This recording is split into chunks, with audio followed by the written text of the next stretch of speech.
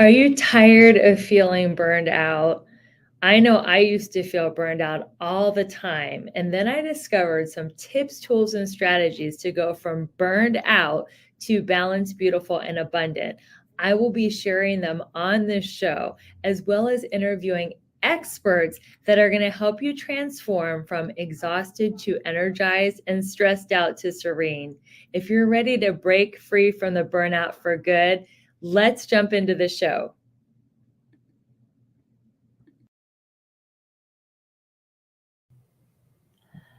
Welcome, Jeff Knauss, to the Balanced, Beautiful, and Abundant Show. Rebecca, thanks so much for having me. It's so good to see you. It is so good to have you here. This is my first StreamYard broadcast, and to have someone like you, a world-class entrepreneur with so many different successful companies, it's just such a special interview in so many ways and on so many levels. And I just cannot wait to tell my audience about your amazing background. I first met Jeff about 2 months ago at a VIP mastermind dinner with David Meltzer. And Jeff was on a panel of successful entrepreneurs, and the wisdom that he was sharing and the energy with which he shared his knowledge on business inspired me so much that I knew I just had to have you on the show. So welcome, welcome, welcome. And I'm going to tell my audience about your wonderful, illustrious background. Jeff is a serial entrepreneur and an angel investor. He was the CEO and co-founder of Hyve, a full-service digital marketing agency. And Hyve was rated the 52nd fastest growing company in the US by Inc. magazine. He scaled Hyve to 8 figures and sold it to an independently owned ad agency. So he had a major exit. Jeff has been featured in so many magazines, Entrepreneur, Adweek, Inc., Fortune. He's been on multiple news TV networks. He is a partner and investor in 13 businesses, ranging from medical research, professional networking, mobile payment apps, real estate, and 3 restaurants. Jeff serves on the board of directors of a financial co-community, a financial company called Co-Community Financial System, worth $15 billion with a B. But not only does he love to invest in companies, he loves making a positive difference in the world. And he sits on the board of several very well-known charities. And he started his own incredible charity called the Knauss Family Foundation, which helps children to break generational poverty through educating them on health, education, and career paths. So, Jeff, how did you get to be this multi-passionate entrepreneur? Tell us a little bit about your origin story and how you started and what happened. Like, you're just such a prolific entrepreneur. I'm sure you didn't start that way.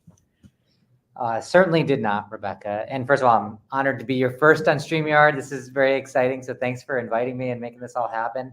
It was so lovely to meet you at the David Meltzer event. I was adopted at 3 months old from a not so great situation in South Korea. And was very fortunate to be adopted by 2 loving parents here in upstate New York. Both of them had to borrow from a lot of people, a lot of organizations to adopt me. It's not as expensive as it is today to adopt, but it was pretty expensive back then. And neither one of them, both of them had their GEDs. Neither of them were really, weren't focused on their career and things like that. My dad was a highway department guy, plowed snow in the winter, tarred roads in the summer. And my mom had different jobs, although she did go back and get her degree in her late 40s, which was really inspiring to watch as a young kid.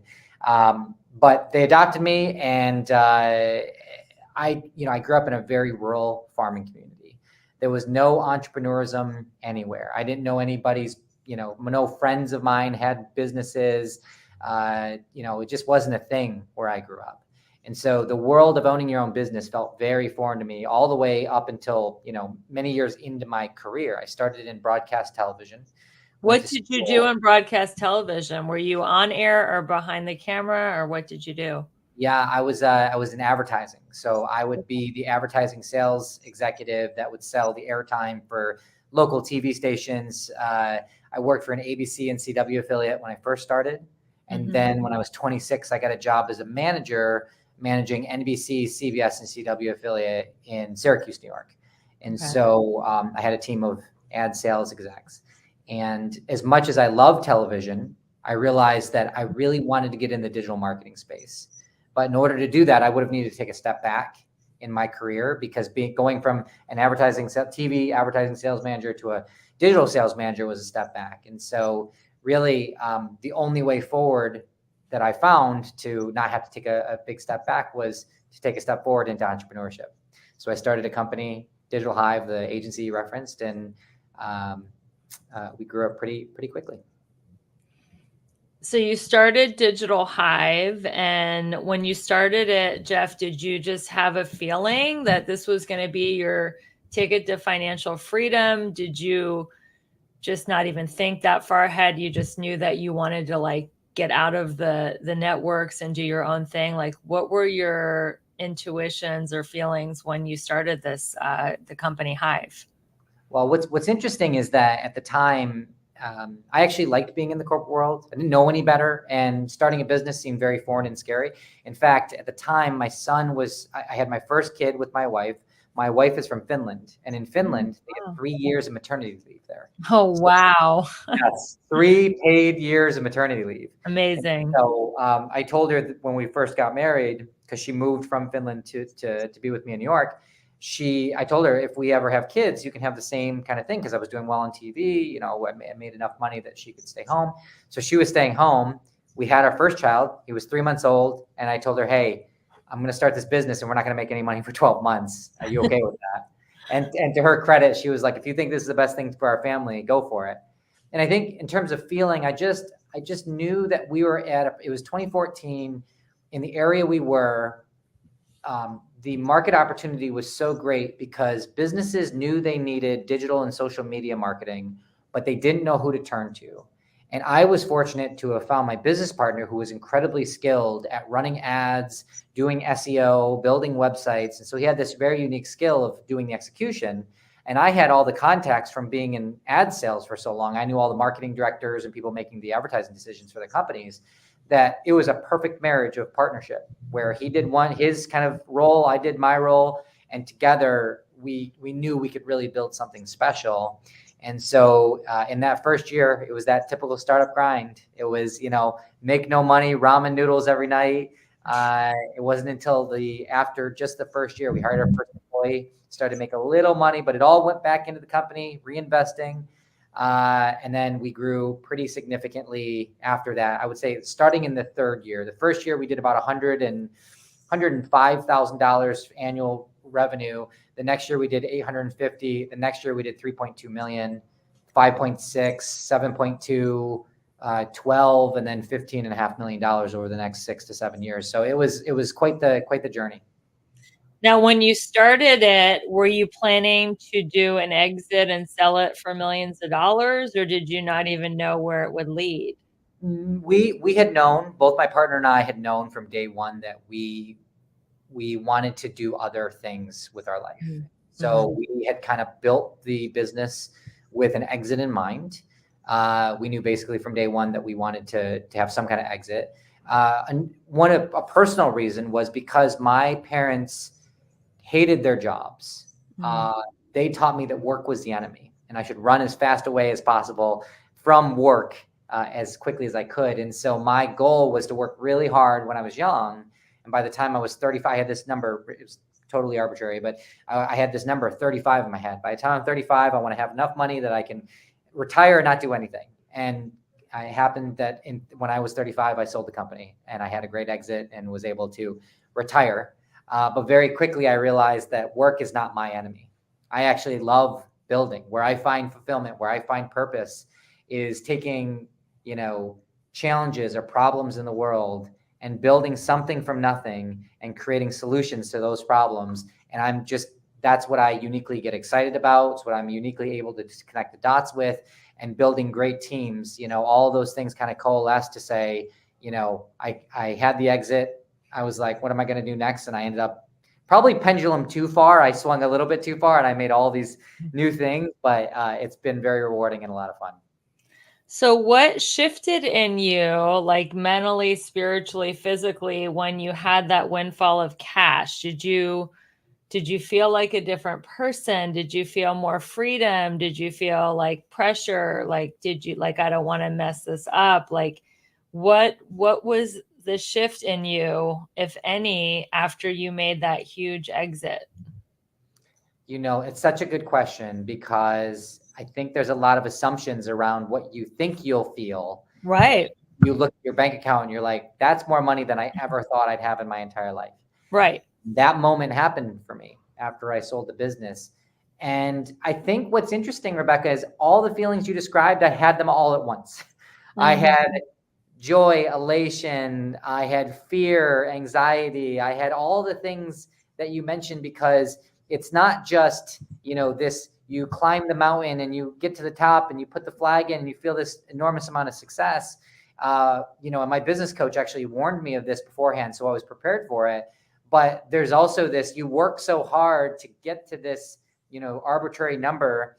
And she's helped me understand the hedonistic treadmill that we are all on, where, and I'm sure that you and probably most of your viewers can relate. You set a goal for yourself. I'll give you an example, a real example. For Digital Hyve, it was when we make $1 million in revenue, top line gross revenue a year, that's when we've really made it. Mm-hmm. When we hit that $1 million number, it felt so shallow. It felt like that's all we tried to do. Oh my gosh, like this is nothing. Like we did $83,333. That's a run rate of $1 million a year MRR. And it felt like so hollow. And we're like, we need to do so much more than this. We have so much more to go. It's the same thing in your personal finance. You think, when I was a kid, I thought making six figures. If I make $100,000, oh my gosh, I'll never have to think about money again. If I'm making six figures every year, I'm going to live high, all that. And then when I started making six figures, and I was fortunate that I made six figures pretty early in life, I was like, man, this barely covers my bills, because your level of living, your expectations of what life becomes continually goes up. And so that's a real trap. And when you set an idea of like, when I get 3 million, 5 million, $10 million in your bank account, if you get $10 million in your bank account, I guarantee you're going to be like, well, I really need 20 to feel comfortable. It's this odd thing of just the goalpost continues to move back.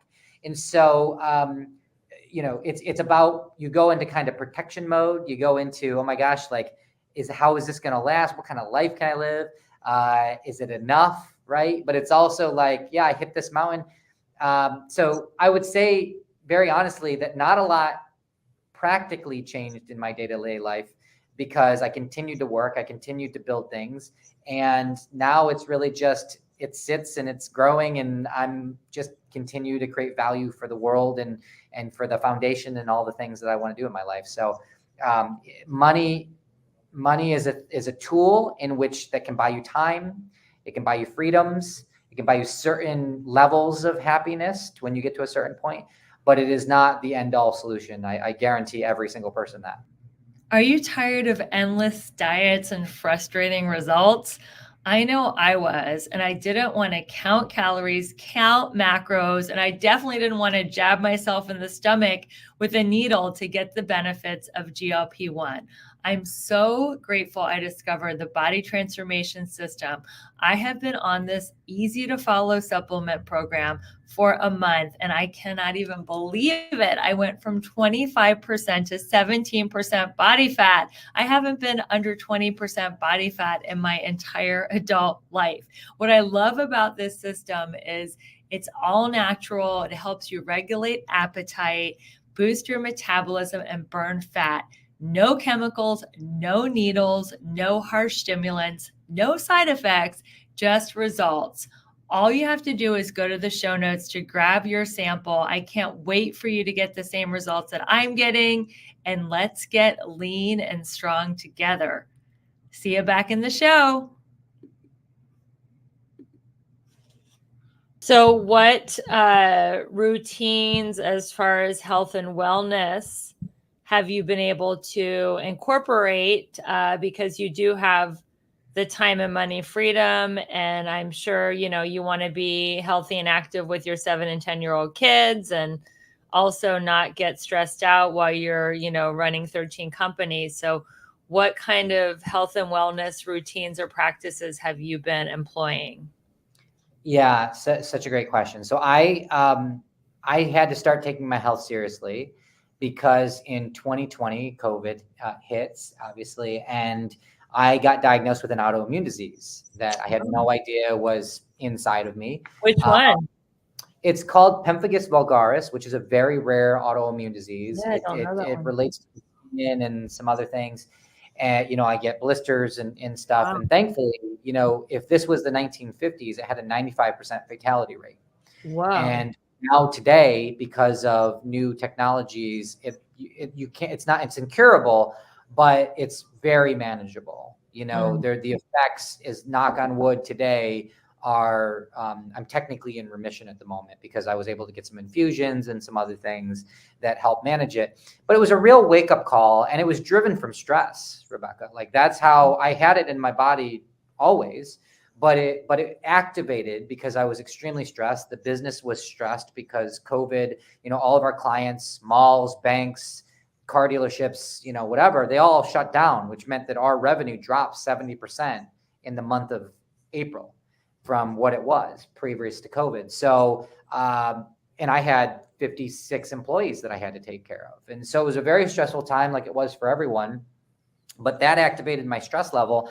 And on top of that, I was probably overweight for my height and body stature, and because I was working so hard and so much, I wasn't prioritizing my health. And so all those things coalesced into getting much more serious about my health. For the last, I'd say, 3 years, I've done intermittent fasting. That has been wonderful for my body. And to be honest, I don't know enough about frankly, all of the health benefits and things like that. I've just decided for myself what works, and I've tried some different things.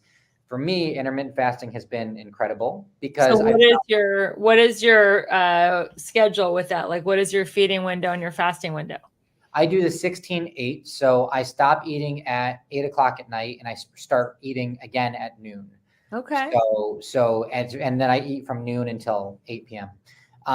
The thing that I really love about it is that the reason that I had gained so much weight is because I work all night. I unfortunately or fortunately, since I was a kid, I only get about 3 or 4 hours sleep a night. It's just a thing that's happened for a long time.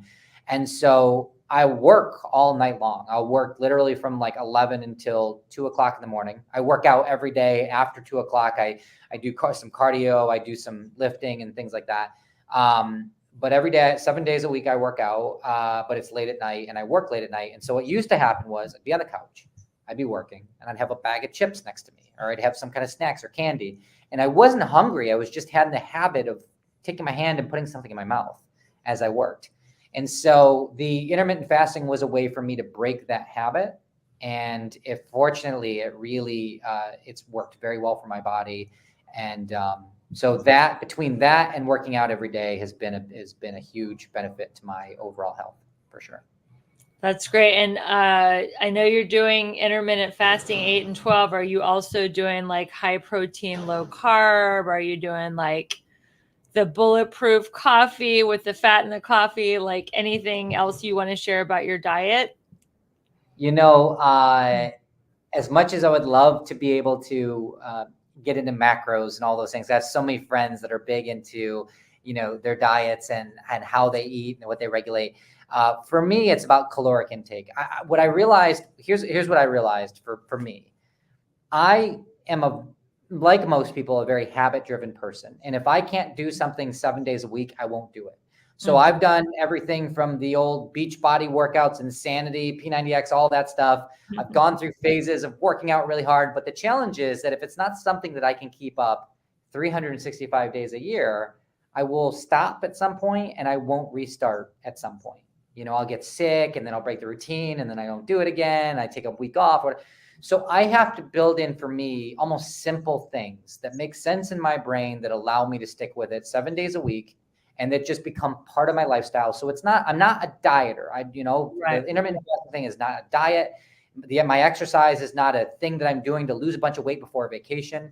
It's just part of my lifestyle. And if I can build it into my habitual day to day, that's what's worked for me. So all I really think about is caloric intake. And that's why intermittent fasting is so great, because when you limit the amount of hours you're eating, naturally your caloric intake goes down. And so I'm a little bit more, I try not to eat terrible foods of what we know is terrible. I try to be cognizant of, good natural. And I'm very lucky that my wife cares about these things more. So she buys food that, is more healthy to eat. But ultimately, for me, it's the intermittent fasting, it's working out, caloric intake, make it simple. And that's what I do. That is great. So let's go back to your success path, because you are one of the most successful people I've interviewed on this show, and I've interviewed over 200. And was there a moment in your life that you knew you'd be successful, or did it really take you by surprise? I mean, I know you said you wanted to reach a certain level by age 35, but was there this is what I have to do? I've got to be wealthy by age 35, or was it just oh my God, this Hive thing could really be huge, and I'm going to really just hit the pedal to the metal and then exit when I'm 35? What was that success journey like for you? Because it is very, 1% of 1% level of success. So what was that defining moment in your life when you decided I am going to be extremely successful? First of all, thank you. It's very kind of you. And I would say, honestly and candidly, I knew in myself that I wanted very much to break the cycle of, this generational low income household living, right? I wanted for my children to live a very different life than I had, and especially my parents had, because my parents had a pretty rough childhood.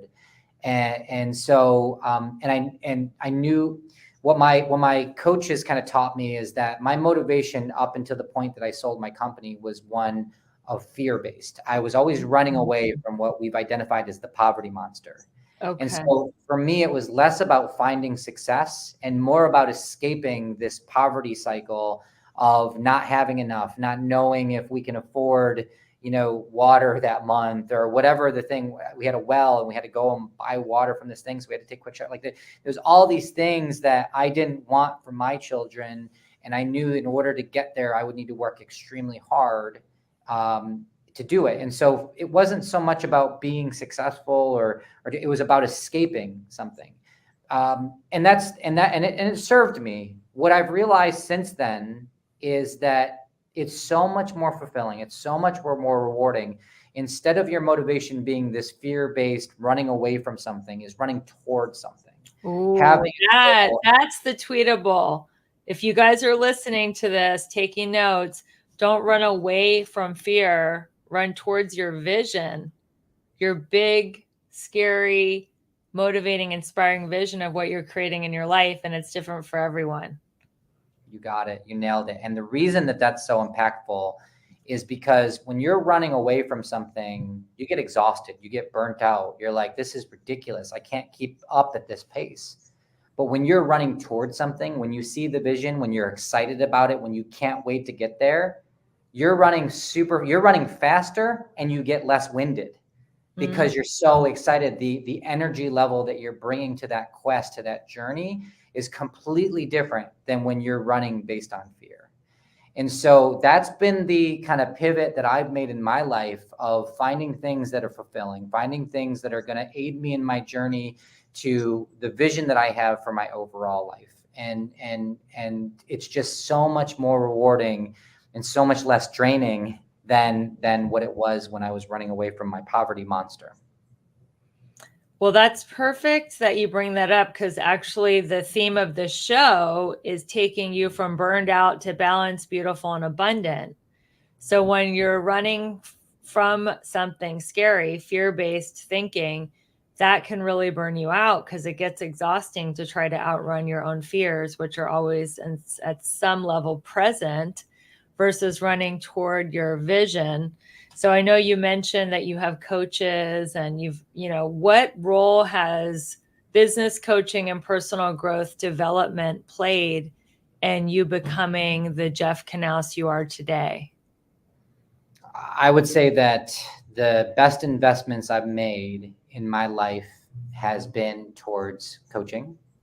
And I think that, coaching and community, finding like-minded people that are going through similar challenges, finding similar opportunities, running as fast as I am towards goals. That's super motivating and keeps me excited about the journey that I'm on.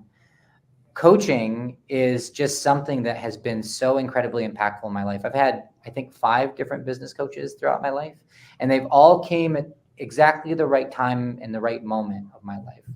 One of our first business coaches was much more tactical and helped us think about how to be better leaders and how to create structures and processes and a brand that allowed us to be the best we could be at Digital Hyve.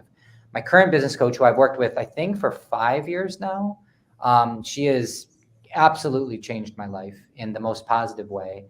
She's based out of Australia, venture capitalist, a Harvard graduated lawyer, understands psychology, human emotion, just one of the most brilliant people I've ever met. And I will say that the thing she really does for me, her name is Maxine Minter, the thing she does for me is she never gives me an answer, as frustrating it is, because I can tell when I share a challenge I'm having or emotion that I'm feeling. She knows me so well. She's able to kind of jump ahead and knows what I need in that moment. She could just tell me, but what a really great coach does is guide you through a process to find it yourself. Right. And to understand and uncover that answer for you, that you say, wow, the self-discovery of this is what I actually need. This is the direction I need to move. And, I heard a great quote about how some people, they feel like, oh, I don't need a coach, I'm successful, or I'm doing well.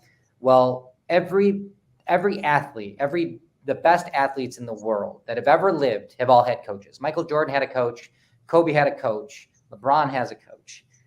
Every single great athlete has a coach, because you need that third party to evaluate how you're doing, that understands you well enough to give you the tips to get on the right path. And I couldn't be a bigger advocate for having someone in your corner like that. Wow. Thank you for sharing that. And if you're listening, he said the best investment, and he's an angel investor and has owned many, many companies, is in his own coaching and personal development. And I like to tell people, if you're not going to bet on yourself, who's going to bet on you? Like, if you're not going to invest in your own betterment and personal growth, who is going to invest in you? So that is perfect, what you said. Now, I know we met through our mutual friend, David Meltzer, who's also a brilliant business coach. How did you meet him? So David, how did I meet David? I met David through a number of friends that were working with him through his coaching program, or knew him in a bunch of different ways. And, the second best investment that I mentioned is community. And there's nobody better in the world than David Meltzer in building community, right? He just knows everyone. He's incredible at building real relationships and providing value to those relationships. I love him so much. And so we were introduced by a few mutual friends, and I'd been told for many years, hey, you got to meet this guy. And the moment that I did, like he does with so many, I'm sure, we just clicked. And I brought him in to speak to my mastermind group. I've been a part of his coaching program. I spoke at a number of his, dinners, and we've done some great work together. So he's a great friend, a great mentor, a great advocate, and I feel very lucky to have him in my life, for sure. That's great. He's been on this podcast too, and I was on his. So, and he's doing some great business deals with my husband, Ben Press. So we all are connected, which is awesome. Couple more questions. So what are your time management systems for work-life balance? Because you do have 2 young kids. You're involved in 13 companies. You do coaching, community, masterminds, travel, all the stuff. Like, do you have any time management hacks or systems in place that make your life work without causing you stress? I will say that I don't know how anyone can be at a level of any kind of real success without understanding how to manage their time properly. I think that if there was one thing that every person that wants to reach any level of success should do is learn how to manage their time, how to create time for themselves. My philosophy on it is that, time management, you build a life by how you spend your time, and how you spend your time is a choice. I think so often I hear every single day by everyone I encounter, oh, I'm so busy, I don't have time for that. And the reality is you do have time for that. Everyone has time for everything. It's about the choice you make with that time. And so I have I think it's probably the thing I'm most strict about is I have a very specific rubric around how I spend my time. I have things that are priorities in my life.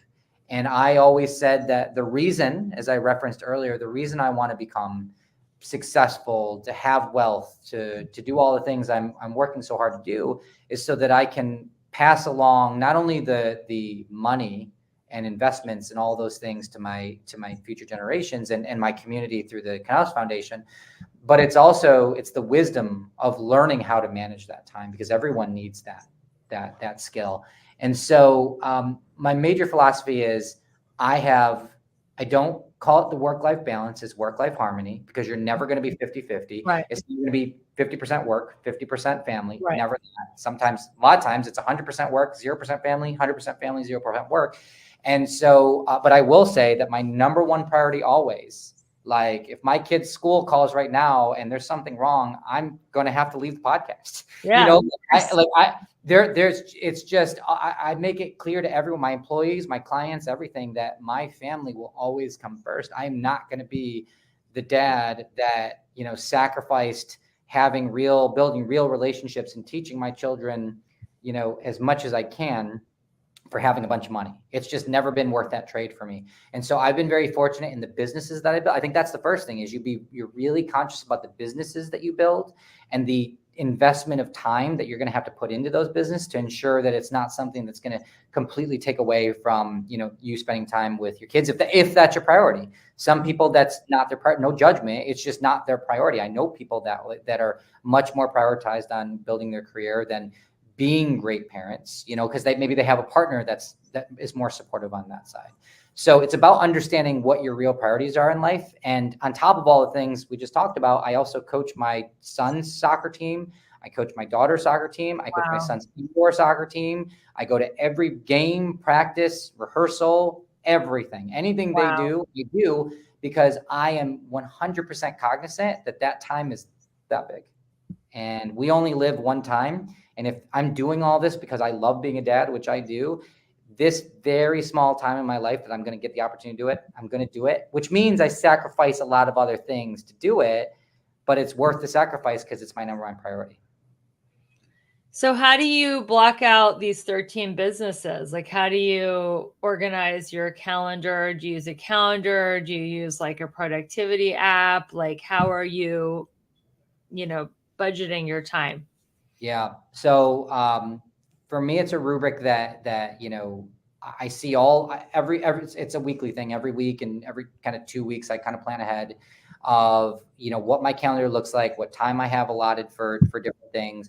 I use my rubric to make decisions on if my kids have soccer games or practices that I'm coaching at, those come first. And by the way, again, there's always sacrifices to make. So through this we just wrapped up our last game. I probably missed 3 practices out of the season, but I missed 0 games because I made a choice that that networking event or that work thing that I had to do had to take priority over going to that practice, and that's okay, right? But it's about prioritization. I have different calendars for every major thing that I do, so I have. For any company that I really am in the day-to-day of the leadership and running day-to-day operations, I have separate calendars for those. And then I have a catch-all work calendar. And then I have a family calendar, and they're all organized by color and all those things. But I live by my calendar. If it's not on my calendar, it ain't happening. Like, I don't care how many times you tell me or text me or remind me. If it's not there, I'm not doing it. So I make a priority to ensure that everything is on my calendar. It's very visible for everybody that needs it. my employees. I have a really wonderful chief of staff that helps me with, all these different balls in the air. And I'm just really strict on it. And I think that that's always been the case because I value time so much. I'm almost, I would say 99% of the time, I'm never late to anything. I'm always early to things. I respect other people's time very much. And so I always want to be kind of on schedule with the things that I'm doing. That's the kind of system that I've worked out. And do you use just like Apple iPhone for these different calendars, or is there like a Asana or productivity app that you like to use? Like, how do you organize all these different calendars? So it's all Google Cal because I use Google Workspace for all my different businesses.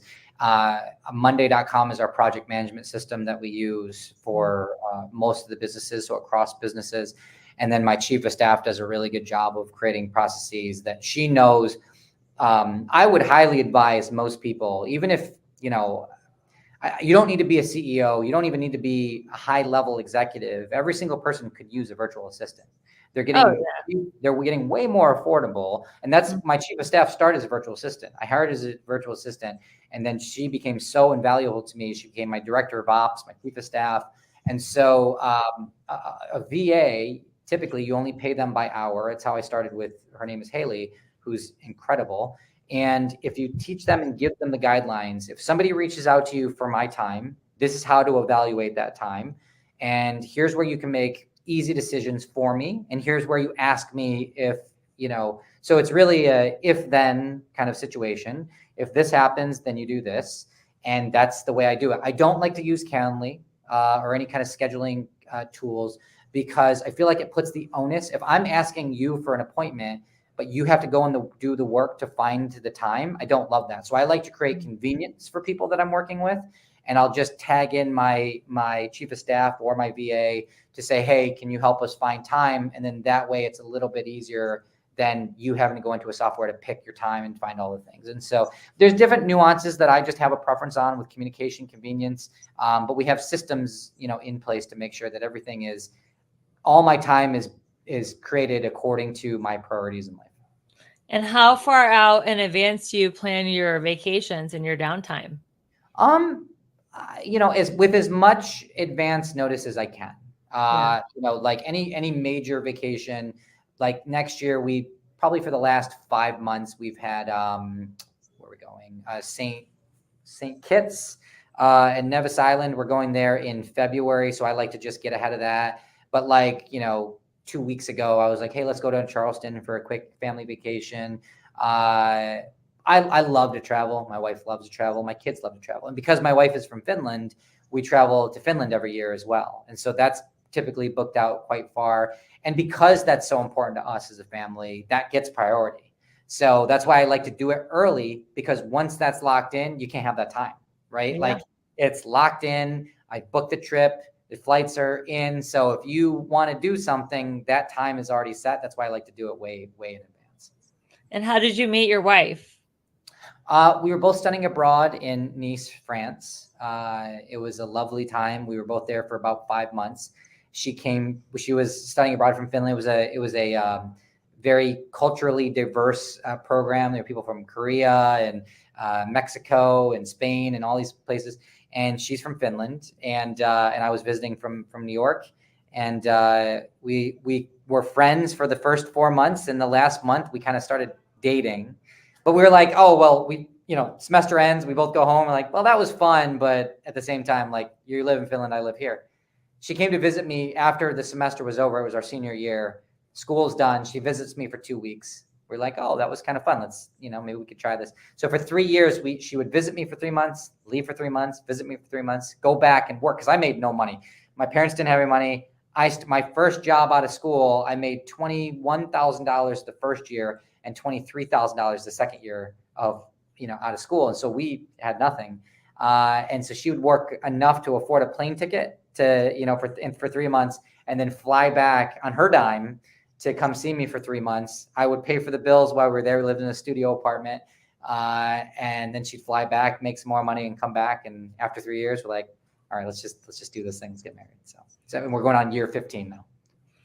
That's got to be just so endearing and help your love like be so deep and juicy that she was, willing to, spend her own money to see you, and that she wasn't with you when you had, millions of dollars, that she just fell in love with you for you.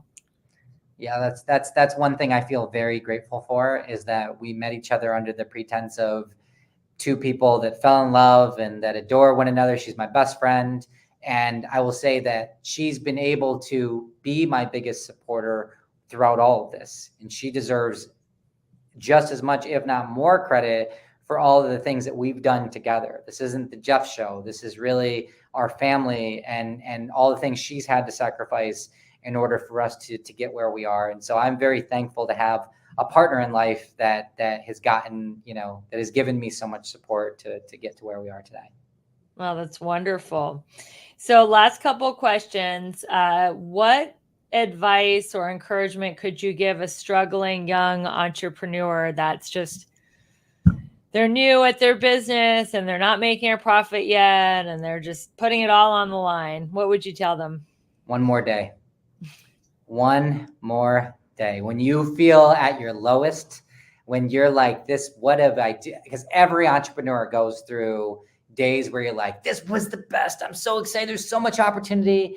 And then literally the next day is like, what did I do? Why did I make this decision? I put my family at risk. I risked it all and it's never going to work. I'm never going to get there. Give it one more day. Just because the next day could look completely different, probably will look completely different than the moment that you're sitting in. And everything has a season. There's a season of success. There's a season of learning. There's a season of failure. And every part of it is valuable. Every part of it. And it never feels that way in the moment. It's really easy to sit here after selling a company and doing all these things to be like, just hang in there. But I did that. I mean, we had so many moments in the beginning where, everybody loves to brush over that 12 months of not making money, but every single day felt like I'm going to client meeting after client meeting, pitch after pitch, and no one wants to be your first client. Nobody wants to be your first client because you don't have social proof, you don't have trust built, you don't have credibility. It's just, hey, trust me, I can do this thing. And it takes a special person. That's why I feel so loyal to the people that did give us our shot in the very beginning, the people when we weren't proven, when people did give us the opportunity. I'm always going to be indebted to those people. And I'm always going to try to be that person to other people where they're trying new things and giving people shots, because I was given that shot. So, and that's why I like being an angel investor. So I would just say, one more day, keep trying, because the number one reason that most entrepreneurs fail is they just give up too soon. And it is a roller coaster. It's a struggle, and that's what you signed up for. And I'm a huge fan of the Ed Milet show, and he was saying that his, now he's worth millions, but some of his best times in life was when he was struggling to pay the bills because everything was on the line, and it was just like the thrill of the pursuit and being on the hunt and like knowing that he was just gonna like get rich or die trying. He said there's something really beautiful about that era of an entrepreneur when they don't have it yet. No, it's absolutely true. I would say that when we had, caught some success and we were growing and doing the scaling thing, there was many moments where I was like, gosh, back in the day when we had 3 employees, 5 employees, remember how fun that was? The challenge, the stress that came along with, are you going to make it? You're not going to make it. In the moment, it's hard, but you look back and that's where the most learnings are. That's where you iron out the things that you really need to iron out to ensure that the thing you're selling, the thing you're doing is going to be successful. And so, those days, they're tough. But I think that there is some truth in, when we started Digital Hyve, it wasn't as if I know that there's, difference in opinion here, but I didn't go into it thinking, oh, well, this is, if this doesn't work out, here's my next, idea of what I'm going to do. It was, this has to work. There's no alternative. I will put every single moment of my life into this thing. And back then there was definitely no balance. It was all 100% work for many, many years because there was no other option. I wasn't going to go back and get a job. I wasn't going to go back and start a different. This had to work. And I think when you have that mindset, your mind creates opportunities and solutions to problems that otherwise, if you feel like you have it out, it won't do. Amazing. So if you had a billboard on the side of the road and it said one sentence that summed up your life philosophy, what would it be? Oh, a billboard. I would say that learn how to make the best choices with your time. It goes back to what we were saying. I feel like it's such an underrated thing. People take it for granted because it's so easy. Every single day you wake up and you wake up in the same bed, in the same circumstance that you were in yesterday for the most part. So it feels monotonous. But I have so much urgency, and every day I have so much urgency to appreciate and feel the beauty of living because I know it's so short. I don't know what or how or this got into me, but I know, like, my belief is we only have one shot at this life, and that you're going to live it and you're going to make choices with your time. And then before you know it, you're going to be hopefully 90, 95, 100 years old on your deathbed thinking, did I do it right? Did I make the right choices? Did I live the life I wanted to live? And the only way you can do that is in the micro choices that we make every single day of how we spend our time. So if you want to create a beautiful life, you have to learn, how should I be spending my time? What choices am I making that will further my goals of living the kind of life that I want to live? It's that simple, but it's extremely hard. Beautiful. That is so beautiful. Yes, every day is a precious gift and we're not promised tomorrow. And it's like, how do we want to spend our precious life? And we're just lucky to be here. You know, every day 150,000 people don't wake up. So every day we get to wake up and be on the planet. We get to make the most of our lives and the most of our time. And what a beautiful way to end the podcast. Thank you so much, Jeff Knauss, for all your wisdom and inspiration that you shared. I know my listeners are going to want to find you online. Where can people connect with you? So yeah, Jeff Knauss on most social media platforms. You'll be able to find me at LinkedIn, Instagram, all those things. Right now, we're actually running a awesome contest with a mutual friend, I believe, Damon John from Shark Tank. We're doing a really cool $10,000 for any business owner, entrepreneur who's trying to raise a little bit of money. We're giving away $10,000 and a chance to meet Damon John and ask him questions for your business. So that's at learnwithopin.com. So we're doing a little contest, which is really fun. DJ is the greatest guy. He's been really fun. I partnered with him on a few different businesses, and we got a lot of stuff going on. So connect with me on any of the socials or through that contest, and I'm excited to connect with you listeners. All right. Well, thank you everyone for listening to another episode of the Balanced, Beautiful, and Abundant Show. Thanks to your loyal listening. We are the top 1% globally ranked podcast. Keep sharing the show. If you haven't subscribed and reviewed the show, it would really mean everything to me if you could do that. So people keep hearing this message that you can live life balanced, beautiful, and abundant. I'm your host, Rebecca Whitman, and until we meet again, keep your vibe high and magnetize. Thanks, everyone. Thank you for listening to another amazing episode of the Balanced, Beautiful, and Abundant Show. I hope you found great advice and actionable tips. Don't forget to share this episode with a friend, and if you loved it, rate, review, and subscribe. We are so excited to watch you transform from burned out to blissed out as you continue with us on this transformation journey. Until next time, keep your vibe high and magnetize. Imagine looking back at the end of 2025 and saying the best decision I ever made in the entire year was going to the Mindset Manifestation Retreat in Playa del Carmen, Mexico with Rebecca.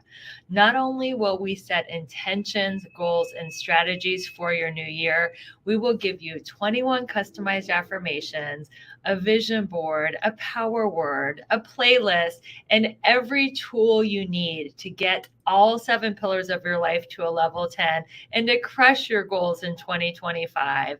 In addition to all the goal setting and mastermind finding you'll get to relax in a luxury spa, do yoga, and have a sound bath, all at a beautiful retreat in amazing Playa del Carmen, Mexico.